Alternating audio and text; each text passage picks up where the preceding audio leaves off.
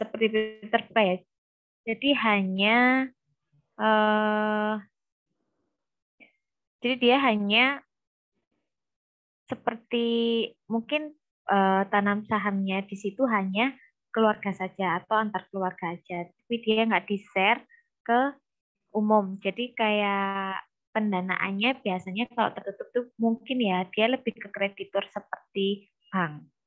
Tetap tetap tapi dia pakai laporan keuangan, tetapi laporan keuangannya nggak di-share ke publik kayak gitu. Jadi pemegang sahamnya itu bukan publik, tapi hanya orang-orang tertentu saja. Nah, itu bedanya antara PT terbuka dan PT tertutup. Biasanya kalau PT terbuka itu belakangnya ada TBK-nya gitu. Kayak gudang garam TBK. Pernah tahu, Dek? Pernah. Kayak, Pernah aku. nah, kayak gitu. Nah, kemudian di sini tuh ada ekuitas PT ya. Jadi ekuitas PT di sini ada 3, modal disetor, saldo laba, sama penghasilan komprehensif lainnya. Kalau modal disetor itu dia terdiri dari saham-saham para investor. Jadi saham-saham para pemegang saham di sini atau para investor itu dia dimasukkan ke modal disetor. Kalau saldo laba itu akumulasi dari saldo laba tahun lalu yang tidak terpakai untuk apa-apa, istilahnya kayak gitu. Tetapi ada juga yang labanya itu dikhususkan untuk sesuatu. Nah, itu baru yang appropriated tadi. Nah, berikutnya yang ketiga ada penghasilan komprehensif lainnya. Nah, ini bisa masuk dari saldo penghasilan komprehensif lainnya. Kan kita sebelum ke laporan posisi keuangan kan membuat laporan laba rugi dan penghasilan komprehensif lainnya. Nah, labanya itu dimasukkan di saldo laba ini, tapi kalau saldo penghasilan komprehensif lainnya itu bisa dimasukkan di sini. Paham, Dek? Ya, gitu ya. Nah, sekarang masuk ke saham biasa. Saham biasa itu apa sih? Saham yang diterbitkan oleh perusahaan. Nah, bentar saya juga sama lihat pertanyaannya dari adik-adik tadi ya. Bentar.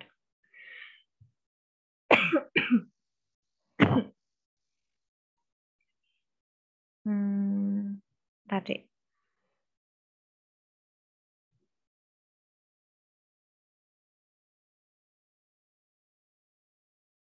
Oke, semua rata-rata kayaknya ini ya. Pertanyaannya pertanyaan di soal.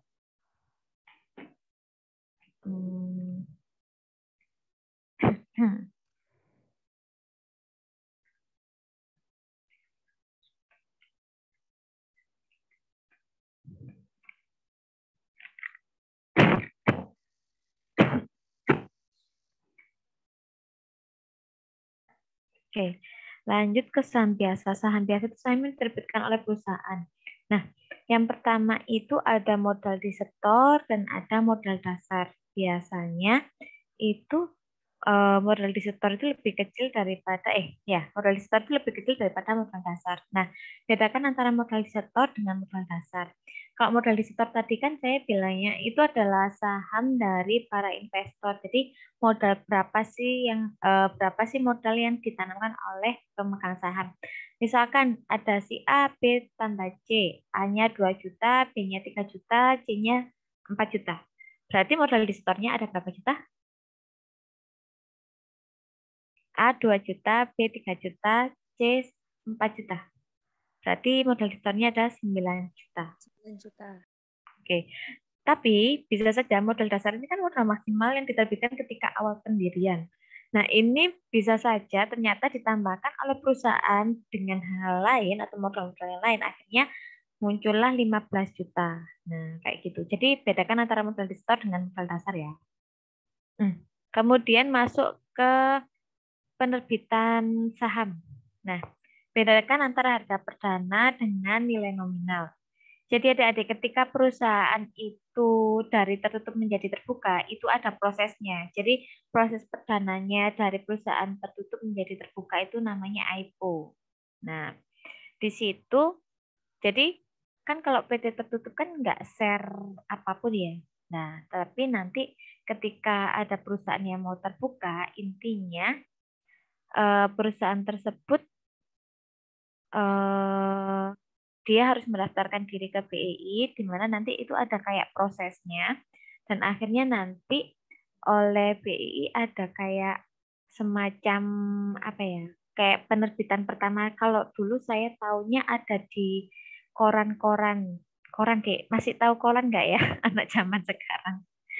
Kayak koran-koran kayak Jawa Pos. Nah, itu ada biasanya ada AIPO. Jadi di situ kayak dikasih tahu ada perusahaan yang akan AIPO, nama perusahaan ini, profilnya apa. Jadi kayak singkat profil secara singkat, kemudian laporan keuangannya seperti ini, laporan keuangannya kayak gini, kemudian harga perdananya misalkan per lembarnya adalah Rp50 kayak gitu.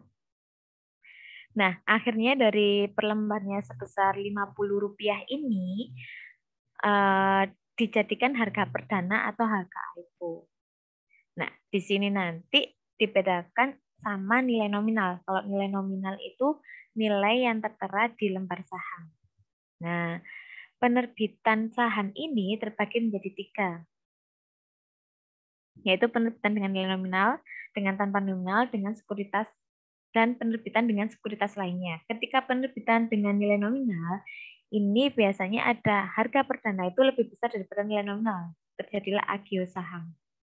Ketika harga perdana atau AIPO itu lebih besar daripada nilai nominal. Nah, misalkan nih adik-adik harga perdananya per lembarnya Rp50. Nah, adik-adik beli 1 lot. Ada yang tahu 1 lot itu berapa lembar saham? 100. 100. Tahu dari mana Fatimah? Guyang guyu Fatimah. Tahu itu Bu, dari Okta dulu pernah kayaknya Bu. Dari Okta. Okta anak BI ya? Atau kamu udah nyoba-nyoba ini beli saham? Belum Bu, belum berani. Tapi pengen Bu. Nggak apa-apa loh, coba-coba dikit. Maksudnya buat belajar dulu. Misalkan satu lot kan 100 lembar. Beli 100 lot, berarti kan 100 kali 100 ya kan? Berarti ada 10.000 lembar. Kalau harganya 50.000, Rp50, berarti berapa nih? 100 lot.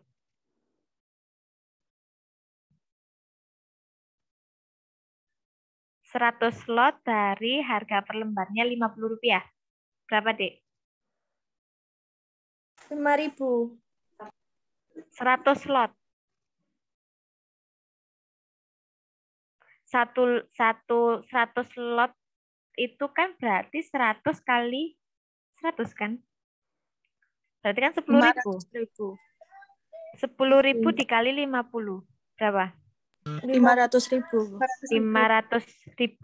Kemudian ketika dibiarkan, kemudian ternyata harganya naik jadi 200 per lembar saham. Rp200 loh, Dek, ini. Bukan 200.000. Bayangkan 200 dikali dengan 100 lot. Jatuhnya berapa, Dek?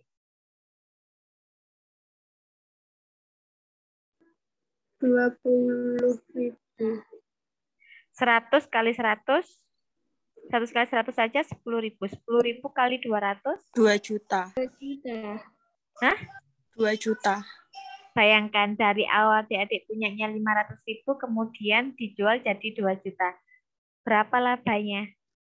1 juta. Returnnya 1.500.000. Lumayan kan? Nah, kalau misalkan itu adik-adik pengen belajar lebih beneran ke saham sih, ke BEI ya. Saya cuma ngasih kayak gambaran aja. Tapi masuk ke situ pun juga adik-adik harus ke sekuritas juga. Nanti kalau misalkan pengen buka rekening kan bisa tanya ke anak BEI. Kalau buka rekening mau main saham. Kalau belajar jangan banyak-banyak dulu. 200 sampai 300.000 gitu diputer-puter biar bisa jadi jutaan. Bukan berarti yang trading Bitcoin yang lagi heboh loh ya. Saya nggak nyuruh kalian kayak gitu. Nggak, tapi ada kayak emang ada returnnya itu adik-adik harus paham lah intinya. Itu ada kayak tips-tipsnya gimana kalau mau trading. Tapi juga ada, jadi bedakan antara trading sama apa ya satunya? Satunya trading itu yang dia investor atau investasi. Kalau investasi itu jangkanya panjang, dia biarin sampai lama banget berpuluh-puluh tahun. Tapi kalau misalkan yang trading itu dia yang jual beli ketika marginnya memang terlihat sekali gitu. Dari dia beli berapa yang kayak tadi Bati bilang itu terus kemudian jadi 200 tuh. Nah, itu baru trading dan itu biasanya mainnya yang cepet gitu. Kayak gitu deh. Nah, itu ada returnnya. Kayak gitu. Kemudian penerbitan dengan tanpa nilai nominal. Nah, di situ memang nggak ada nilai nominal, tapi ada nilai yang ditetapkan akhirnya menggantikan nilai nominal. Berikutnya penerbitan dengan sekuritas lainnya. Nah, penerbitan dengan sekuritas lainnya ini perusahaan menerbitkan bersamaan dengan surat berharga lainnya. Sehingga di sini ketika penerbitan dengan sekuritas lainnya itu ada 2 metode. Nah, ada metode proporsional dan ada inkremental. Mungkin ini tadi yang ditanyakan sama salah satu temennya ya. Bedanya pasti metode proporsional sama metode inkremental. Kalau yang metode proporsional itu porsinya itu terbagi untuk saham biasa dan saham preference. Jadi ketika proporsinya itu sudah terlihat bisa dikalikan persentasenya di saham biasa maupun di saham preference. Beda lagi kalau di inkremental. Kalau di inkremental itu memang nilainya tidak ada di saham preference, tapi porsinya atau proporsinya itu dia dimasukkan di saham preference semuanya. Bisa dilihat di contohnya ya. Kemudian pertanyaan dari Teresia Natalia ini dari contoh yang halaman berapa, Dek?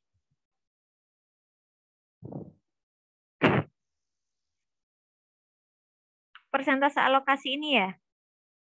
Dia nggak mesti, 40 sama 60 itu nggak mesti. Jadi tergantung sama memang soalnya. Ketika soalnya memang ada di persentasenya segitu ya segitu. Nggak mesti. Kalau yang ALSA ini yang mana ya? Pertanyaannya di mana ya? ALSA ada? Dari halaman 88, Bu.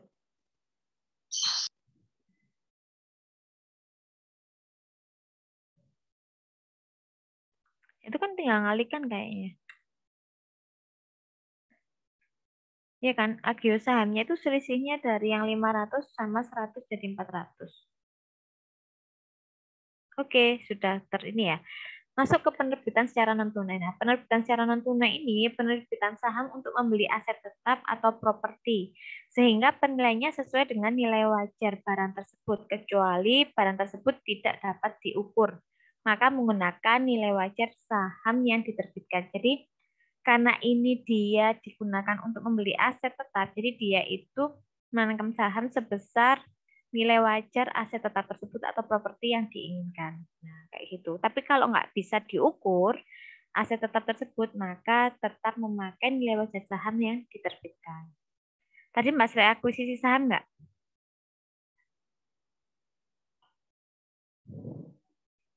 Belum kayaknya. Ya, karena belum, saya cuma ngasih tahu aja akuisisi saham intinya adalah membeli kembali saham yang sudah dijual atau diterbitkan. Kalau misalkan adik-adik tadi udah memberikan ini, mungkin saya kasih tahu lebih banyak. Oke, itu deh.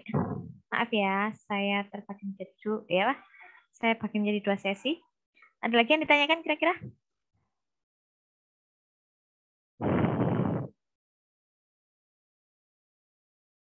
Ada yang ditanyakan, Dek? Belum.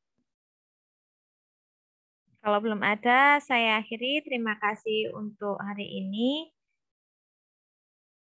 Semoga bermanfaat buat adik-adik semuanya. Wassalamualaikum warahmatullahi wabarakatuh. Waalaikumsalam warahmatullahi wabarakatuh. Terima kasih, Bu. Iya.